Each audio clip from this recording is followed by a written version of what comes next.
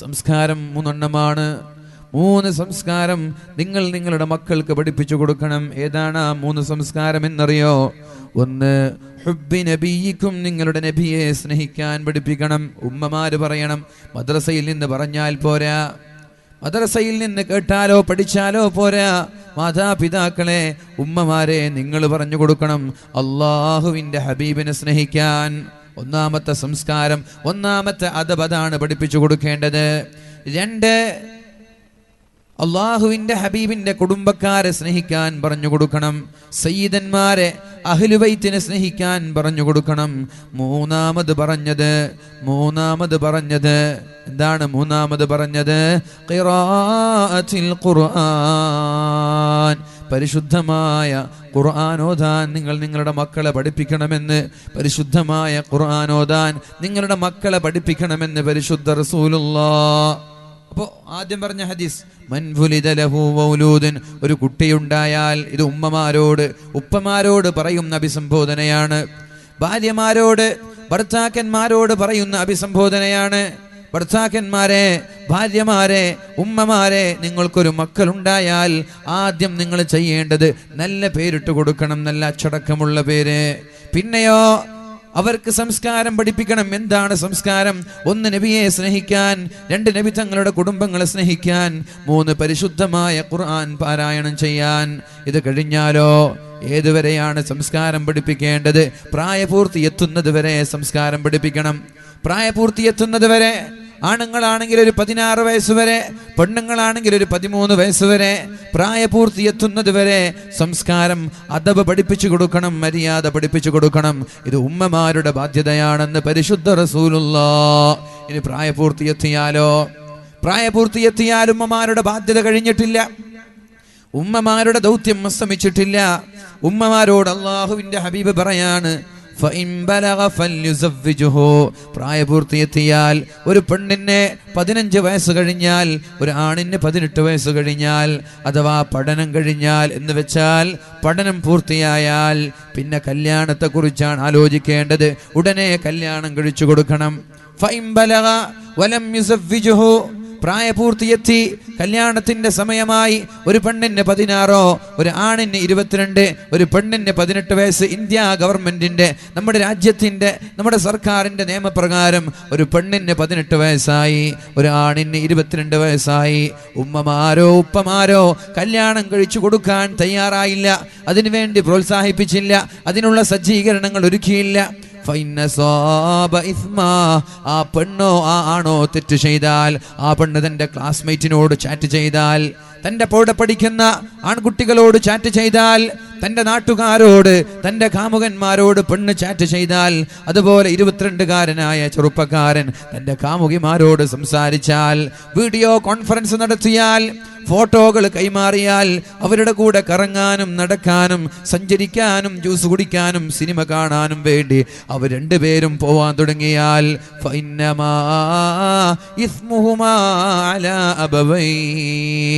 ആ മക്കൾ ചെയ്യുന്ന തെറ്റ് ആ മാതാപിതാക്കളുടെ ഏടിലും അല്ലാഹു കുറിച്ചു വെക്കുമെന്ന് പരിശുദ്ധ റസൂലുള്ളാഹ്. ശ്രദ്ധിച്ചോ, ഉപ്പമാരുമ്മമാരൊക്കെ ശ്രദ്ധിച്ചോ? പ്രായപൂർത്തിയെത്തി. ഇപ്പം നമ്മുടെ രാജ്യത്തിൻ്റെ നിയമപ്രകാരം 18 വയസ്സുള്ള ഒരു പെണ്ണ്, ആ പെണ്ണിനെ കല്യാണത്തെക്കുറിച്ച് ആലോചിക്കാതെ, ആ പെണ്ണിനോട് കല്യാണത്തിന് നിർബന്ധിക്കാതിരുന്നാൽ, കല്യാണം കഴിച്ചു കൊടുക്കാനുള്ള സംവിധാനങ്ങൾ മാതാപിതാക്കൾ ഉണ്ടാക്കി കൊടുത്തില്ലെങ്കിൽ, 22കാരനായ ഒരു ചെറുപ്പക്കാരൻ, ആ ചെറുപ്പക്കാരനും കല്യാണം കഴിച്ചു കൊടുക്കാനുള്ള സജ്ജീകരണങ്ങളെ, അതിനുള്ള തയ്യാറെടുപ്പുകൾ, അതിനുള്ള പ്രോത്സാഹനങ്ങൾ മാതാപിതാക്കൾ ഒരുക്കി കൊടുത്തില്ലെങ്കിൽ, ഈ മക്കള് വ്യഭിചരിച്ചാൽ, ഈ മക്കള് ചാറ്റ് ചെയ്താൽ, ഈ മക്കൾ അവിഹിത ബന്ധങ്ങളിലേക്ക് പോയാൽ, ഹറാമായ നോട്ടങ്ങള്, ഹറാമായ സംസാരങ്ങള്, ഹറാമായ ചാറ്റിങ്ങുകൾ ഇവരിൽ നിന്നുണ്ടായാൽ, അവർക്കുമുണ്ട് ഹറാമായ ആയിരക്കണക്കിന് തിന്മകൾ അവരുടെ ഏടുകളിൽ എഴുതുന്നതോടൊപ്പം അവരുടെ മാതാപിതാക്കളുടെ ഏടിലും അള്ളാഹു എഴുതി വെക്കുമെന്ന് പരിശുദ്ധ റസൂലുള്ളാഹ് സല്ലല്ലാഹു അലൈഹി വസല്ലം. മാതാപിതാക്കളുടെ കടമയാണ് വേഗം കല്യാണം കഴിച്ചു കൊടുക്കാന്നുള്ളത്. ചെറുപ്പക്കാർക്കൊക്കെ വലിയ സന്തോഷമായിരിക്കും, മാഷാ അല്ലാഹ്. കല്യാണം കഴിപ്പിക്കാനുള്ള വേദകൾ വളരെ കുറവാണ്. നിസ്കരിക്കാൻ പറയും, നിങ്ങൾ കള്ളു കുടിക്കല്ലേ, വ്യഭിചരിക്കല്ലെന്ന് എന്നൊക്കെ അല്ലാതെ കല്യാണം കഴിപ്പിക്കാൻ വേണ്ടിയിട്ടുള്ള വേല കുറവാണ്. കല്യാണം വേഗം കഴിച്ചാൽ ഒരു പിടി അവിഹിത ബന്ധങ്ങളൊക്കെ ഒഴിവാക്കാം. എത്ര കൂസലില്ലാതെ എത്ര നിസ്സാരായിട്ടാണ് നമ്മുടെ പെണ്ണുങ്ങളൊക്കെ ഫേസ്ബുക്കിലൊക്കെ ഫോട്ടോകൾ അപ്ലോഡ് ചെയ്യുന്നത്. കള്ളും കുടിച്ച് കണ്ടവൻ്റെ കൂടെ രാത്രി ചെലവഴിച്ച കഥകളൊക്കെ ഫേസ്ബുക്കിൽ പറയാൻ പല പെണ്ണുങ്ങളും. ഇതൊരു മോശമാണ്. ഉളുപ്പ് എന്നൊരു സംഭവം വേണ്ടേ പെണ്ണുങ്ങൾക്ക്? അല്ലാഹു പറഞ്ഞല്ലോ, പരിശുദ്ധമായ പരിശുദ്ധ റസൂലുള്ളാഹി സ്വല്ലല്ലാഹു അലൈഹി വസല്ലം അവസാന കാലഘട്ടത്തിന്റെ അന്ത്യനാളിന്റെ സൂചനകളെ കുറിച്ച് അല്ലാഹുവിന്റെ ഹബീബ് പറഞ്ഞപ്പോ, ഇദാ കാന ആഖിറുസ്സമാൻ, അന്ത്യനാൾ എടുത്തു കഴിഞ്ഞാൽ, ലോകം അതിന്റെ അന്ത്യത്തിലേക്ക്, ലോകം അതിന്റെ അവസാനത്തിലേക്ക് എടുത്തു എത്തിക്കഴിഞ്ഞാൽ 4 കാര്യങ്ങളെ അല്ലാഹു ആകാശലോകങ്ങളിലേക്ക് ഉയർത്തിക്കളയുമെന്ന് പരിശുദ്ധ റസൂലുള്ളാഹ്. 1, യർഫഉല്ലാഹുൽ ബർകത മിനൽ അർളി, ഭൂമിയിൽ ബർക്കത്തുണ്ടാവൂല, മനുഷ്യന്മാർക്ക് കാരുണ്യം ഉണ്ടാവൂല. അതുപോലെ അല്ലാഹുവിന്റെ ഹബീബ് പറഞ്ഞത്, യർഫഉല്ലാഹുൽ ഹയാഅ മിനൻ നിസാ, പെണ്ണുങ്ങളിൽ നിന്ന് അല്ലാഹു ലജ്ജയെ ആകാശലോകങ്ങളിലേക്ക് ഉയർത്തിക്കളയുമെന്ന് പരിശുദ്ധ റസൂലുള്ളാഹ്. ലജ്ജയുണ്ടാവൂല. അപ്പോഴാണ് കള്ളു കുടിച്ച കഥകൾ പറയുന്നത്, അപ്പോഴാണ് വ്യഭിചരിച്ച കഥകൾ പറയുന്നത്, കാമുകന്റെ കൂടെ രാത്രി ചെലവഴിച്ച കഥകളൊക്കെ ഫേസ്ബുക്കിലൂടെ പോസ്റ്റ് ചെയ്യുന്നത് ലജ്ജ, നാണം അല്ലാഹു ആകാശ ലോകങ്ങളിലേക്ക് ഉയർത്തിയപ്പോഴാണ്.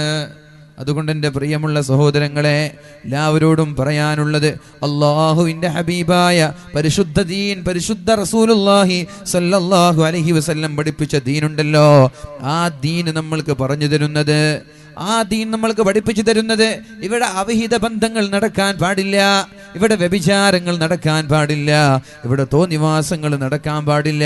മഹാനായ ജഅഫർ ഇബ്നു അബീ ത്വാലിബ് റളിയല്ലാഹു അൻഹു, അല്ലാഹുവിൻ്റെ ഹബീബ് സല്ലല്ലാഹു അലൈഹി വസല്ലം തങ്ങളുടെ സമ്മതത്തോടെ നാട് വിട്ടു പോവുകയാണ്. മക്കക്കാർ ആട്ടിയോടിക്കുകയാണ്. ലാ ഇലാഹ ഇല്ലല്ലാഹ് മുഹമ്മദുർ റസൂലുള്ളാഹ് എന്ന് പറഞ്ഞു. അല്ലാഹുവിൽ വിശ്വസിച്ചതിന്റെ പേരിൽ, വ്യഭിചരിക്കല്ലേ എന്ന് പറഞ്ഞതിന്റെ പേരിൽ, കള്ളു കുടിക്കല്ലേ എന്ന് പറഞ്ഞതിന്റെ പേരിൽ, കുടുംബബന്ധം പുലർത്തണമെന്ന് പറഞ്ഞതിന്റെ പേരിൽ, ഒരാളെയും ആക്രമിക്കല്ലേ എന്ന് പറഞ്ഞതിന്റെ പേരിൽ, മക്കക്കാരായ കിങ്കരന്മാരായ ധിക്കാരികളായ മുശ്രിക്കീങ്ങളൊക്കെ അവരെ ആട്ടി ഓടിക്കുകയാണ്, ക്രൂരമായി പീഡിപ്പിക്കുകയാണ്. അപ്പോഴാണ് ജഅഫർ ഇബ്നു അബീ ത്വാലിബ് റളിയല്ലാഹു അൻഹുവിന്റെ നേതൃത്വത്തിൽ ഒരു കൂട്ടം മുസ്ലിമീങ്ങൾ നേരെ നജ്ജാശി രാജാവിന്റെ സമീപത്തേക്ക് ചെല്ലുന്നത്. നജ്ജാശി രാജാവ് അവരെ കൈ നീട്ടി സ്വീകരിക്കുകയാണ്. മക്കയിൽ നിന്ന് ആട്ടി ഓടിച്ചവരാണ്, മക്കയിൽ നിന്ന് ഓടിച്ചു വിട്ടതാണ്, അടിച്ചു വിട്ടതാണ്. നജാശി രാജാവ് കൈയും നീട്ടി സ്വീകരിച്ചു. സ്വസ്ഥമായി, സ്വതന്ത്രമായി, വേദനയില്ലാതെ, പ്രയാസമില്ലാതെ നിങ്ങൾക്ക് ഇവിടെ ജീവിക്കാനുള്ള സമ്മതം നൽകിയപ്പോഴാണ് മക്കയിൽ നിന്ന് ഒരു കൂട്ടം മുശ്രിക്കീങ്ങളായ ശത്രുക്കൾ ഊരിപ്പിടിച്ച വാളുമായി നജാശിയുടെ സമീപത്തേക്ക് വരുന്നത്. നജാശിയോട് പറഞ്ഞു, നജാശി രാജാവേ, ഇവര് സാമൂഹിക ദ്രോഹികളാണ്, നമ്മുടെ നാട്ടിലെ കുഴപ്പക്കാരാണ്, നാട്ടിൽ ഭിന്നിപ്പുണ്ടാക്കിയവരാണ്, ഇവരെ ഞങ്ങൾക്ക് തന്നെ വിട്ടുതരണം, ഇവരെ ഇവിടെ ജീവിക്കാൻ നിങ്ങൾ അനുവദിക്കരുത് എന്ന് മഹാനായ നജ്ജാശി രാജാവിനോട് പറഞ്ഞപ്പോ രാജാവ് മഹാനായ ജഅഫർ ഇബ്നു അബീ ത്വാലിബിനെ വിളിക്കുകയാണ്. നിങ്ങളിൽ ആരാണ്? നിങ്ങൾ എന്തിനാണ് ഇങ്ങോട്ട് വന്നത്?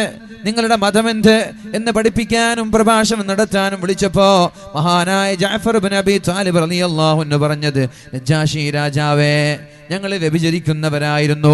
ഞങ്ങളോടൊരു നബി പറഞ്ഞു, മുഹമ്മദ് എന്ന് പറയുന്ന ഒരു പ്രവാചകൻ വന്നിട്ട് വ്യഭിചരിക്കരുത് എന്ന് പറഞ്ഞതിന്റെ പേരിൽ ഞങ്ങൾ ആട്ടി ഓടിച്ചതാണ്. ഞങ്ങൾ കള്ളു കുടിക്കുമായിരുന്നു. മുഹമ്മദ് നബി സല്ലല്ലാഹു അലൈഹി വസല്ലം ഞങ്ങളോട് പറഞ്ഞു കള്ളു കുടിക്കരുത് എന്ന് പറഞ്ഞതിന്റെ പേരിൽ ഞങ്ങൾ ആട്ടി ഓടിച്ചതാണ്. പലിശ തിന്നുമായിരുന്നു, യുദ്ധം ചെയ്യുമായിരുന്നു, കുടുംബബന്ധം മുറിക്കുന്ന ആളുകളായിരുന്നു, സ്വന്തം ജ്യേഷ്ഠന്മാരോട്, സ്വന്തം മനുഷ്യന്മാരോട് വരെ യുദ്ധം ചെയ്യുന്ന ആളുകളായിരുന്നു ഞങ്ങള്. യുദ്ധം ചെയ്യാൻ ആരെയും കിട്ടിയില്ലെങ്കിലോ, യുദ്ധം ചെയ്യാൻ രണാങ്കണത്തിലിറങ്ങി ധീരമായി പോരാടാനും യുദ്ധം ചെയ്യാനും ആരെയും കിട്ടില്ലെങ്കിൽ